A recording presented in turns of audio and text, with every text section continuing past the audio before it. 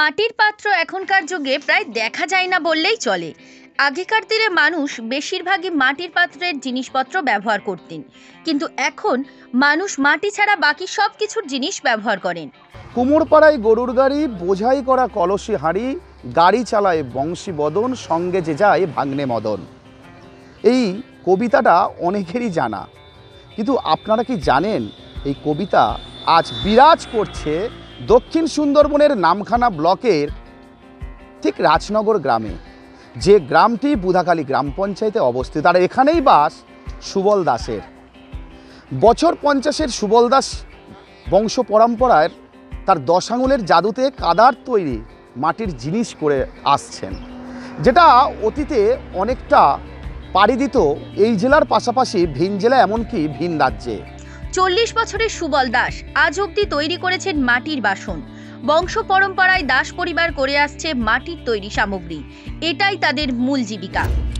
চলে কলকাতা অবধি, চলে কলকাতা, বকখালি, তারপরে এই কাপদিক, ডায়মন্ড, এইসব তৈরি করেন আপনি? আমাদের পুরো পুজোর সেটটা, পুরো মালটা আর কি, পুজোর সেট পুরো হয় 21-22 রকম মাল মোট টোটাল তৈরি।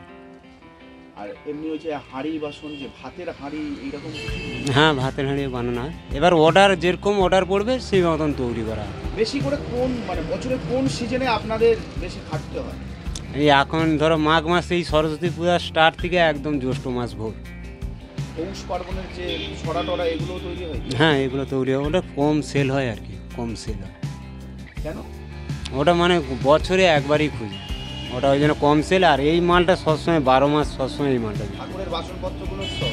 হ্যাঁ হ্যাঁ, সব। একটা সময় মানুষের নিত্যদিনের কাজে মাটির তৈরি জিনিসপত্রের ব্যবহার থাকলেও বর্তমানে প্লাস্টিকের সামগ্রীর পাশাপাশি স্টিল, অ্যালুমিনিয়াম ব্যবহারে মৃতপ্রায় কুমোর শিল্প। সময়ের সাথে সাথে মৃৎশিল্পীদের, বিশেষ করে কুমোর শিল্পীদের শিল্পসত্তা হারাতে বসেছে এই দক্ষিণ সুন্দরবন থেকে।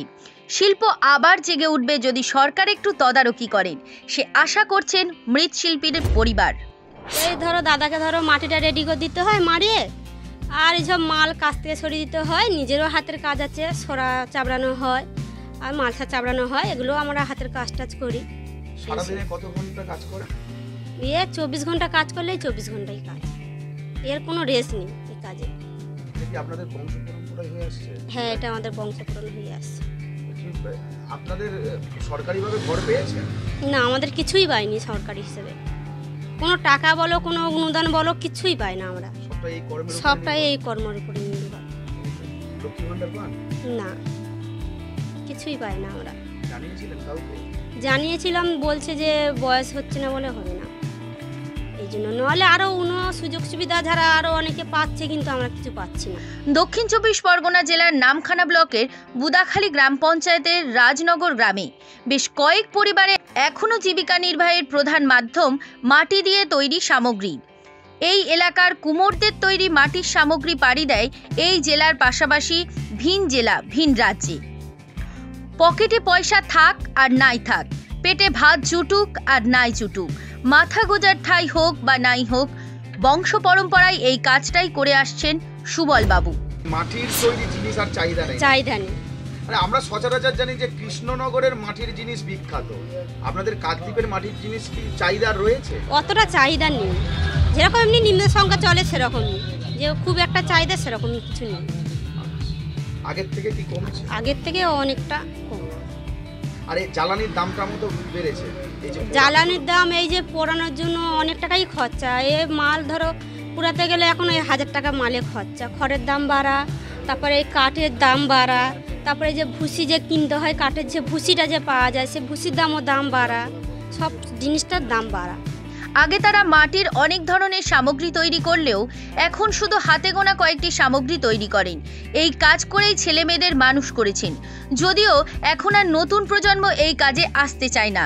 তাই হারিয়ে যাওয়ার পথে দক্ষিণ সুন্দরবনের নামখানা ব্লকের রাজনগরের সুবল দাস এই মৃৎশিল্পী। কিন্তু সেই মাটির তৈরি জিনিস আর নেই, কারণ এতটাই চাহিদা বেড়ে গেছে অ্যালুমিনিয়াম এবং স্টিলের জিনিসে, যার ফলে মাটির তৈরি থালা বাসন সেটা অনেকটা আজ অতীত হয়ে পড়েছে। আর যেটুকুনি অবশিষ্ট রয়েছে সেগুলো সব দশকর্মার জিনিস।